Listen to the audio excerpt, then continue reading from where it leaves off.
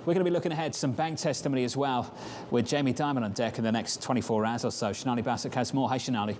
Hey, John. You're looking at a 14-page, single-space testimony that JPMorgan has released. Dimon will speak to lawmakers tomorrow as he meets the House. Bank CEOs will meet the Senate the next day. So what's on the agenda here? First of all, you have Jamie Dimon coming forth and saying that these stress tests and higher capital requirements on the back of them, the higher capital marks particularly, are bad for America. Remember, he has been beating this drum for a very long time. They had faced those harder stress tests, are going to be facing higher capital requirements because of those, as well as previously expected higher GSIB buffers. But, you know, there's a different thing on the set of lawmakers' minds separately. That is higher mortgages that their communities are facing.